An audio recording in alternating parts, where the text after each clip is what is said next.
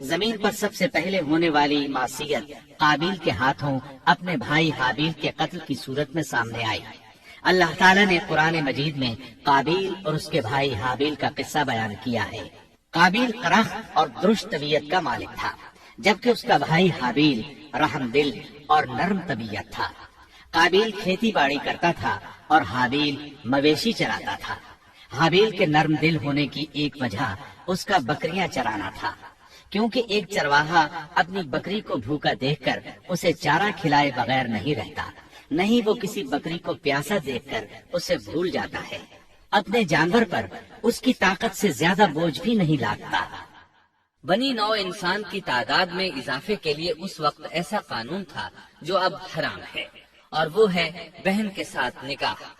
چونکہ اس وقت کے سب لوگ آدم علیہ السلام کی حقیقی اولاد تھے اور آپس میں بہن بھائی تھے، اس لیے اس وقت کی شریعت کی روح سے قابیل اپنے ساتھ جڑواں پیدا ہونے والی بہن کے سوا کسی دوسری بہن سے شادی کر سکتا تھا، اور اسی طرح حابیل اپنے ساتھ جڑواں پیدا ہونے والی بہن کے علاوہ کسی دوسری بہن سے شادی کر سکتا تھا۔ اس کی صورت یہ تھی کہ قابیل کی شادی حابیل کی بہن سے ہو اور حابیل کی شادی قابیل کی بہن سے ہو، لیکن ہوا یہ کہ حابیل کی بہن خوبصورتی میں قابیل کی بہن سے کم تھی، اس لیے قابیل نے حابیل کی بہن سے شادی کرنے سے انکار کر دیا اور اپنی جڑواں بہن سے شادی کی خواہش ظاہر کی، لیکن ایسا کرنا آدم علیہ السلام کی شریعت میں حرام تھا۔ آپ نبی بھی تھے اور رسول بھی۔ رسول اور نبی میں فرق یہ ہے کہ رسول پر شریعت اور احکام نازل ہوتے ہیں، لیکن نبی پر شریعت نازل نہیں ہوتی، البتہ اس کی طرف وحی نازل ہوتی ہے اور معجزات عطا کیے جاتے ہیں، جبکہ شریعت صرف رسولوں ہی پر نازل کی جاتی ہے۔ آدم علیہ السلام بھی چونکہ رسول تھے، اس لیے ان کی شریعت میں یہ قانون تھا کہ کوئی شخص اپنے ساتھ جڑواں پیدا ہونے والی بہن کے ساتھ شادی نہیں کر سکتا۔ قابیل اس شرعی حکم کی وجہ سے غضبناک ہو گیا۔ اس نے تعجب کا اظہار کرتے ہوئے اس قانون کو ماننے سے انکار کر دیا۔ آدم علیہ السلام نے ان دونوں کے درمیان فیصلہ کرتے ہوئے انہیں حکم دیا کہ دونوں اللہ کے حضور ایک ہدیہ پیش کریں۔ ہدیہ اس جانور کو کہتے ہیں جسے اللہ کے نام پر ذبح کر کے فقراء میں تقسیم کر دیا جائے۔ اس سے مقصود اللہ کے لیے اپنی نیت کو خالص کرنا ہوتا ہے۔ اس عمل کو قربانی کہا جاتا ہے۔ آدم علیہ السلام کے زمانے میں قربانی کا جو قانون تھا اس کے قبول ہونے کی نشانی طے تھی، اور وہ یہ کہ آسمان سے ایک آگ نمودار ہوتی اور اس قربانی کو جلا دیتی۔ اس کا مطلب تھا قربانی قبول ہو چکی ہے، اور اگر آگ قربانی کو نہ جلاتی تو سمجھ لیا جاتا کہ قربانی قبول نہیں ہوئی۔ آخر قربانی کا دن آ پہنچا۔ حابیل نے اپنے مویشیوں میں سے ایک بہترین جانور لیا اور قربان گاہ میں لا کر اللہ کے حضور پیش کر دیا۔ دوسری طرف قابیل نے اپنی کھیتی کے غلے میں سے ردی قسم کا غلہ قربانی کے لیے پیش کیا۔ دوسرے دن دونوں قربان گاہ پہنچے تو انہوں نے دیکھا کہ حابیل کی قربانی قبول ہو چکی ہے، جبکہ قابیل کی قربانی کو آگ نے چھوا تک نہیں تھا۔ یہ دیکھ کر قابیل حابیل پر غضبناک ہوا۔ شیطان نے بھی اسے وسوسے میں مبتلا کیا کہ اپنے بھائی کو قتل کر دے۔ اس نے اپنے بھائی حابیل کو جان سے مار ڈالنے کا پختہ ارادہ کر لیا۔ اس وقت تک روئے زمین پر کوئی انسان قتل نہیں ہوا تھا۔ انسانی تاریخ میں یہ پہلا قتل ہے جس کا ارتکاب قابیل نے کیا۔ وہ اپنے بھائی حابیل کے پاس گیا اور اس سے بولا، میں تجھے قتل کر دوں گا۔ جواب میں حابیل نے کہا، اگر تو مجھے قتل کرنے کی کوشش کرے گا تو میں اپنے دفاع میں ہاتھ نہیں اٹھاؤں گا، اس لیے کہ میں چاہتا ہوں تو اپنے دیگر گناہوں کے ساتھ میرے قتل کا گناہ بھی اٹھا لے، تیرے گناہ زیادہ ہو جائیں۔ چنانچہ ایک تاریک رات میں حابیل سویا ہوا تھا کہ قابیل ایک بڑا سا پتھر اٹھا کر اس کے پاس آیا۔ اس نے وہ پتھر اپنے بھائی کے سر پر دے مارا۔ اس طرح اس نے حابیل کو قتل کر دیا، روئے زمین پر قتل کی ابتدا کر دی، زمین کو پہلے خون سے رنگ دیا۔ تاریخ انسانی میں یہ سب سے پہلا جرم تھا جو قابیل کے ہاتھوں ہوا۔ قتل تو وہ کر بیٹھا، اب حیران اور پریشان ہوا کہ اس کی لاش کا کیا کرے۔ اس وقت تک نسل انسانی موت سے بھی دوچار نہیں ہوئی تھی۔ آدم علیہ السلام کی اولاد میں سے اس وقت تک کوئی فوت نہیں ہوا تھا، اس لیے قابیل کو معلوم نہیں تھا کہ مردے کے ساتھ کیا کیا جائے۔ اسی کشمکش کے عالم میں اس نے بھائی کی لاش کو کمر پر اٹھا لیا اور چل پڑا۔ چلا جا رہا تھا کہ اللہ نے 2 کوے بھیجے۔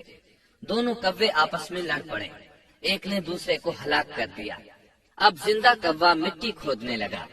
اس طرح اس نے ایک گڑھا تیار کر لیا، مردہ کوے کو اس میں رکھا اور اوپر مٹی ڈال دی۔ اس طرح قابیل کو دفن کا طریقہ معلوم ہوا۔ اس نے بھی گڑھا کھودا اور حابیل کی لاش کو اس میں دبا دیا۔ وہ اپنے کیے پر نادم ضرور تھا، لیکن اس نے اللہ سے معافی نہ مانگی، جبکہ انسان کے لیے ضروری ہے کہ اس سے کوئی گناہ ہو جائے تو اللہ سے معافی مانگے۔ قابیل اور حابیل کے درمیان جو مکالمہ ہوا، اللہ تعالیٰ نے اس کا ذکر سورہ مائدہ آیت 27 تا 29 میں کیا ہے۔ اللہ فرماتے ہیں، آدم علیہ السلام کے دونوں بیٹوں کا کھرا کھرا حال بھی انہیں سنا دو۔ ان دونوں نے ایک نذرانہ پیش کیا، ان میں سے ایک کی نظر تو قبول ہو گئی اور دوسرے کی قبول نہ ہوئی، تو وہ کہنے لگا میں تجھے مار ہی ڈالوں گا۔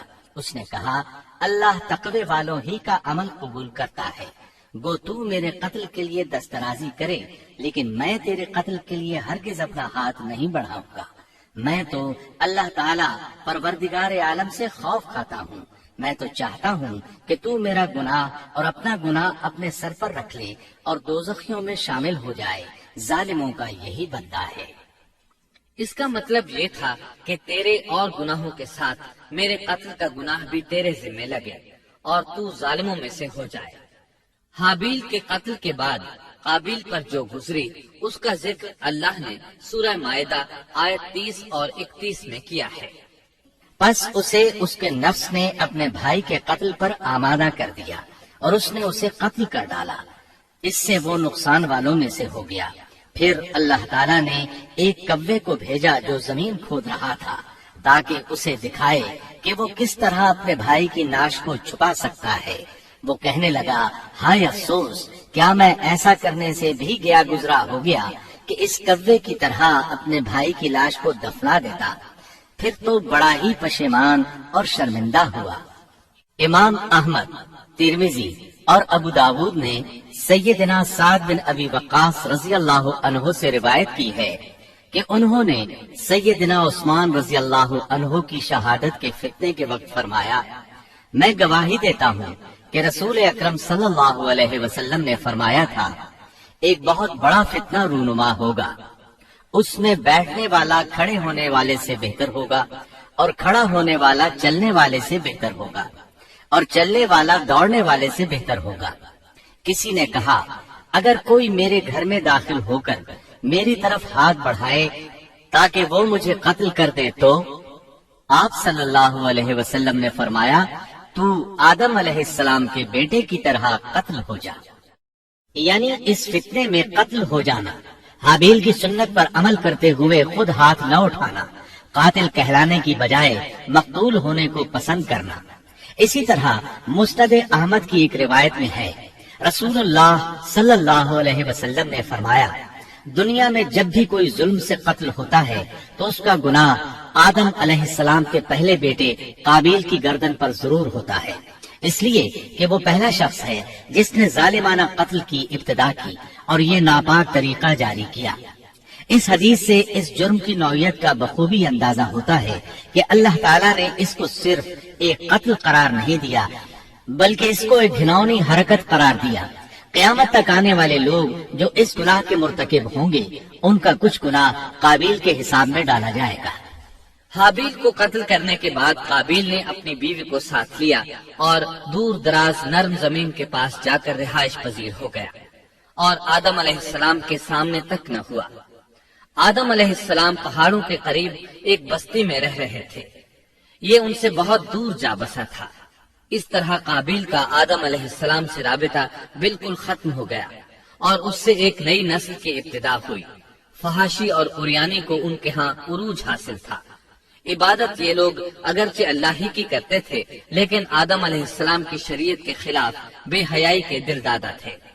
تقوی کی قلت، احکام الہی کی نافرمانی اور فحاشی کا فروغ ان کے شب و روز کا معمول تھا۔